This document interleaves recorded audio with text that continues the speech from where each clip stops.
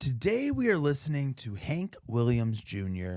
Family Tradition. Have you ever heard the song? I've not. Me neither. I'm excited. Yeah, let's keep it in the family. A little hanky panky.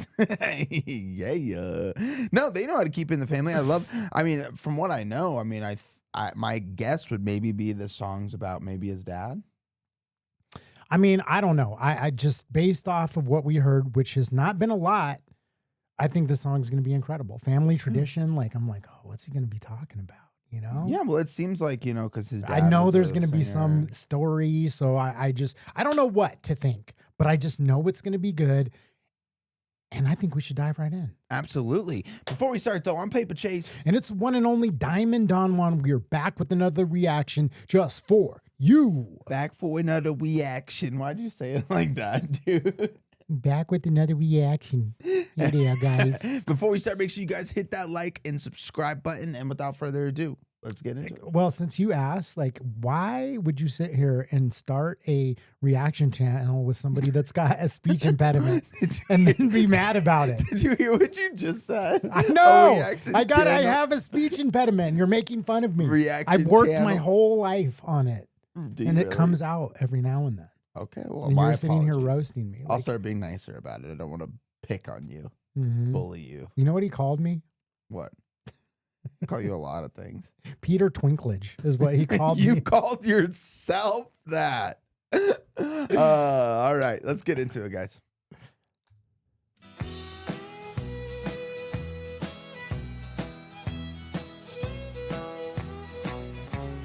Country music singers have always been a real close family.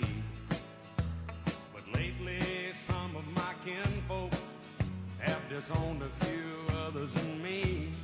Mm. I guess it's because I kind of changed my direction.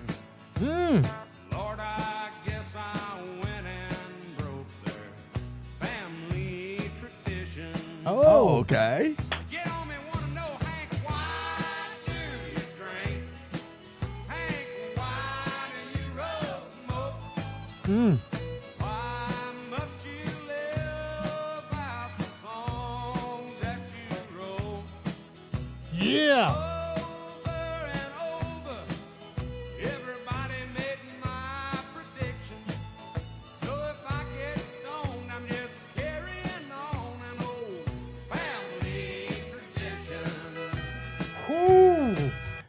Bro, This- I knew this song was going to be good just because of his storytelling, like on A Country Boy Can't Survive. I knew that he has just this kind of like grimy undertone. So I had a feeling. I was like, okay, whatever it is, it's going to be a banger. And it did not disappoint. Yeah, and I mean, you kind of told me last time that this is always considered kind of like outlaw country. Mm-hmm. Yeah, and you could kind of tell, he's kind of like the black sheep of what the normal country music was back then, which was, like I'm feeling most of them, like he's talking about smoking weed and, Yeah, and getting yeah. drunk. And, I feel like that definitely wasn't kind of the vibe of a lot Yeah. of country music back then. And A I little love more it, man. clean cut. A little bit and- more, like he's like a rock star of the country scene, Yeah, I love it because like we grew up in an era where we listened to a lot of like hip hop music, rap music. So you had like battle rap and like rap beefs and like this is kind of like a little country beef, you He's know? like, you all cast me aside because I don't want to be 'cause like you. I want to do my own thing, is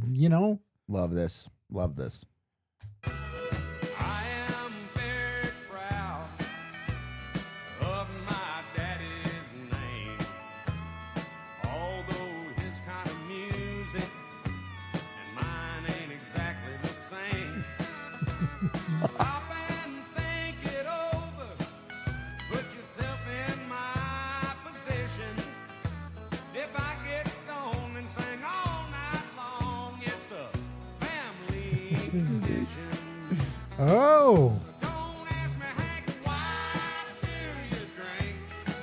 Hank, why do you roll smoke? Why must you live out the songs that you wrote? If I'm down in a honky-tonk, some old slick's trying to give me friction, I say, leave me alone, I'm singing all night long. It's a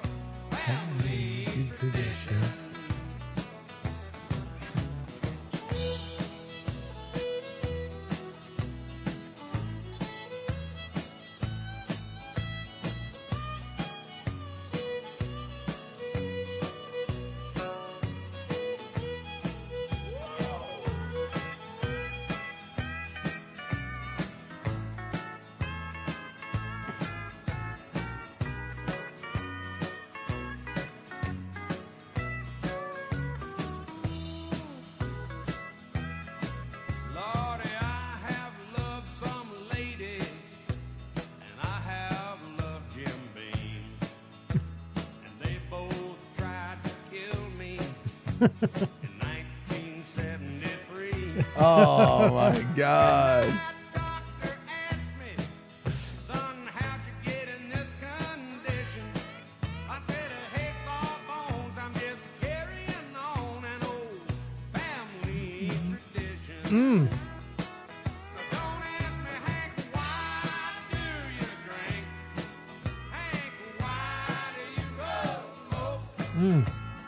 Why must you live out the songs that you wrote?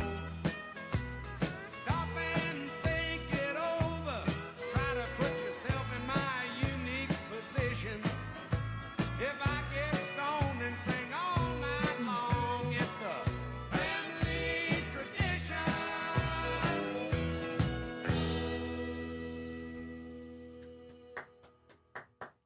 That was awesome. That was It's awesome. so good. That song is so good. I love it on so many levels. And we haven't listened to any Hank Williams, his dad's music on this channel, so I had no idea what to expect, and I just kind of assumed, honestly, that maybe like they were very similar. And the fact that he kind of like said that, now it paints a clear picture to me that like he's not just like continuing what his dad did. He like went out and did his own damn thing, which is so awesome and so respectable. Yeah, that's where like I knew that he came from like a, you know, a musical family and that Hank Williams was an icon in his own right. I don't know a lot about, you know, his story, his father's story, that is, or like his like real place in the, you know, music world and the country world and what impact he had. You know, I know of him. I don't think we've done any reactions to him. We So, haven't, no. you know, that would be an interesting lane to go down. And I'd be very curious what you have to say in the comments about like, you know, his impact, what his role was. It's super interesting because you have the one aspect where he's saying like, hey, you know, this is a family tradition in the sense that we, you know, my family obviously makes music, has been in the industry, but my music doesn't sound like him. You know, I'm doing my own thing. And Yeah. some people are mad about that. But then at the same time, you know, it seems like the partying and that kind of wild side, even though it might have been a clean kind of image, you know, that's a family tradition. Absolutely. But also it's like this wonderful thing where it's, you have these situations where you have the father or whatever, the parent that is basically casting a shadow.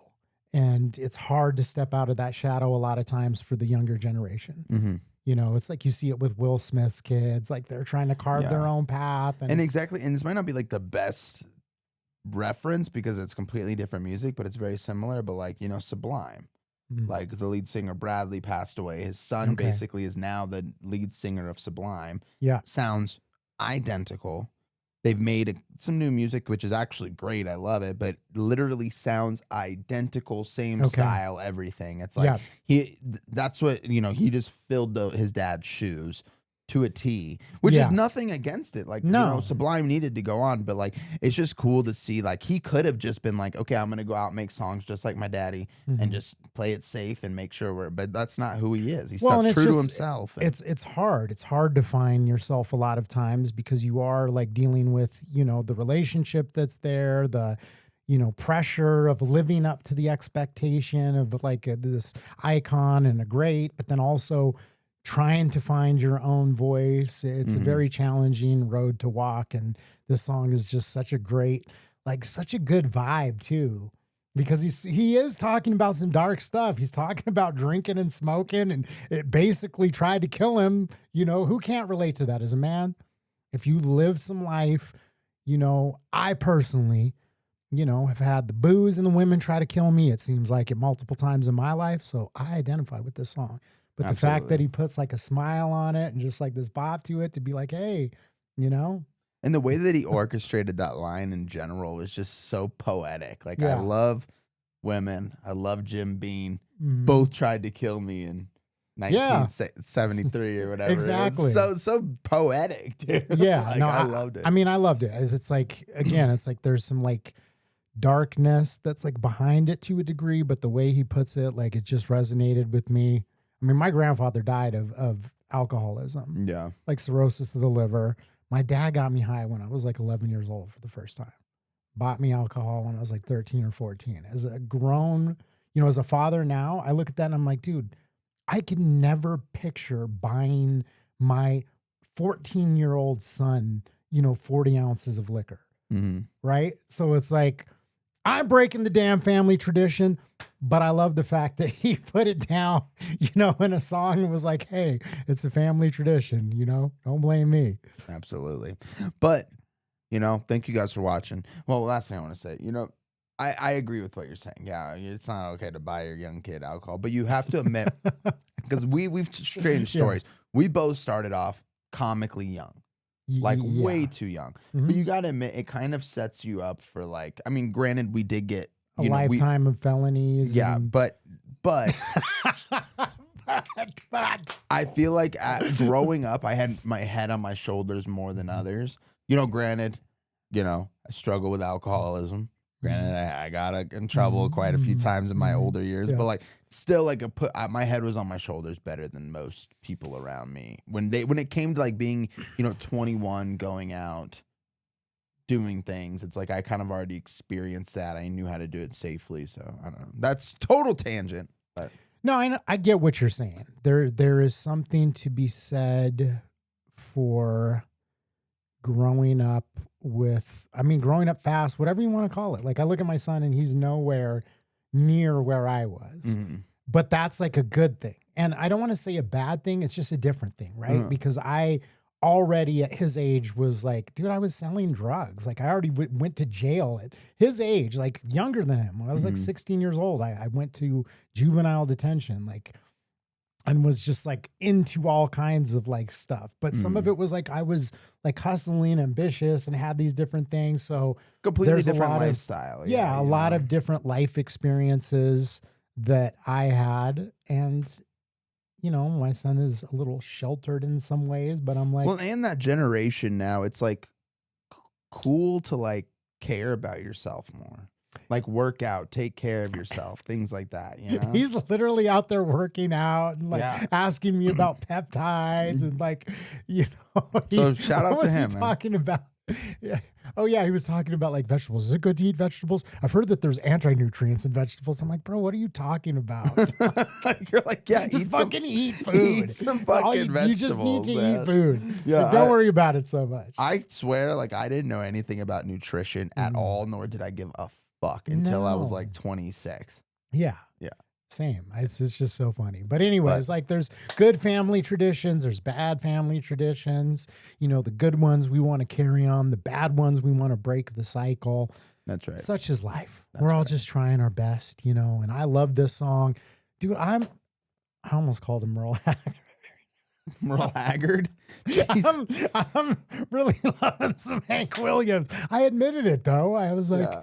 Some things is better to keep to yourself, but Yeah. I am too. And hey, if you guys enjoyed this video, make sure you drop a like. If you want to join us on this journey of discovering freaking awesome artists like Hank Williams Jr., make sure you hit that subscribe button. that's right. And we will see you on the next one. Peace.